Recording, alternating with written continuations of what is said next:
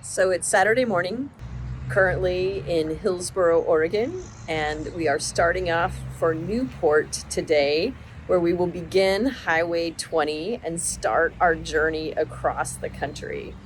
So here we are, heading out in Baby Viva, 3,322 miles to Boston. The Elks Lodge has been kind to us. So looking forward to this. It's going to be about a 5-month journey. Along the way, we're going to give you some updates from the places we stay, the food we cook, and what we see as sights. You ready to go, babe? I am. The grand adventure. All right, let's do it.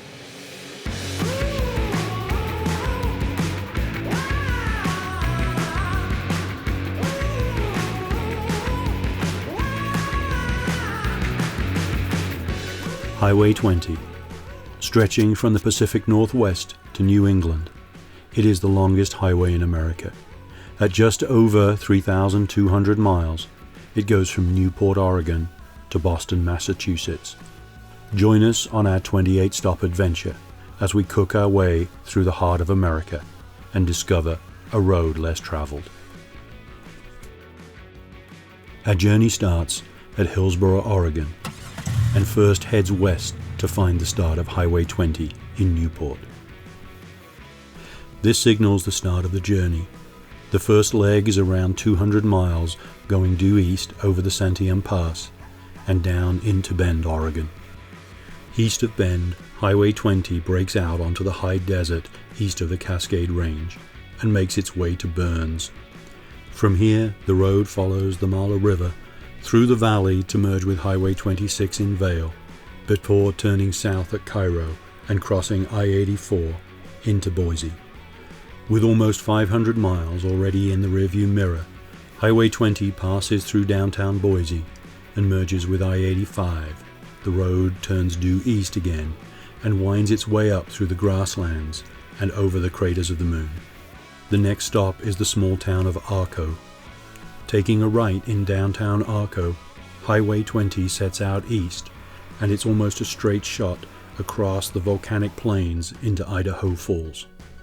From here, with Highway 20 and Highway 26 merged, the road follows the Snake River to Victor, Idaho, and the edge of the Teton Valley. The next leg of the journey is just 100 miles from Victor, and the route goes north through Ashton and onto Island Park on the west side of the Yellowstone National Park. Leaving the state of Idaho and crossing into Wyoming at the west entrance to the Yellowstone National Park, the road dips south and then down the valley to Cody. Leaving the oil town behind, Highway 20 runs parallel with I-25, merges, and then turns east at Orem before following Highway 18 across into South Dakota and landing in Hot Springs. South out of Hot Springs and back to Highway 20. It's a short drive to Fort Robinson State Park, just outside of Crawford. From Crawford, it's due east, skirting the border with South Dakota in the northwest panhandle, before a stop just north of Valentine.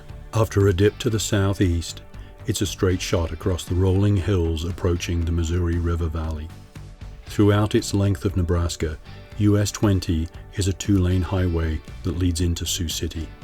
Entering Iowa across the Missouri River Bridge, the route detours away from Highway 20 to take in a stop at the Shrine of the Grotto of Redemption, before picking up Highway 129 to go due south back to Highway 20 that then goes across the state of Iowa. Continuing east is a 4-lane highway to Dubuque, crossing into Illinois over the Mississippi River, through the driftless area, interior plains, and on into Rockford. Then it's a dip down around the south side of Chicago along the U.S. General Grant Highway and across over into Michigan. Then Highway 20 hugs the coast of Lake Michigan up to South Haven. Before leaving Indiana, US 20 passes Notre Dame, travels around Elkhart, runs through LaGrange and Angola, parallels I-90 into Toledo, and stops in Maumee on Lake Erie. After Maumee, US 20 hugs the edge of Lake Erie, passes north of Cleveland, and goes on into Ohio for a stop in Jefferson. Running concurrent with I-90, the route passes into Pennsylvania, then into New York State, skirting Buffalo to Niagara and Grand Island. Reconnecting in Depew, Highway 20 runs until it intersects with I-990, then turns left and heads north to Rochester, turning south to again connect with US 20 and run across the rural Cherry Valley Turnpike. Just before Albany, the route turns north and on into Lake George. This is the start of a loop around the northeast and away from US 20. North of Plattsburgh, the road bends right and a ferry provides the link to Grand Island and into Vermont. Leaving Grand Isle on the east side, we pick up I-89 to Montpelier before picking up Highway 2 north of Mount Washington and taking it all the way to Maine. Now it's further east and onto the coast and Winter Harbor. We pick up Route 1A and then turn south, backtracking into Bangor and connecting with I-95, then southwest and passing through Augusta, before meeting up with I-95 just north of Scarborough. Connecting with Highway 1, the destination is Kenmore Square, the other end of Highway 20. Although the route around Vermont meant bypassing the last 150 miles of Highway 20, the plan will be to drive that in reverse before setting on to the next great adventure. But for now, it's time to celebrate the end of the longest highway in America.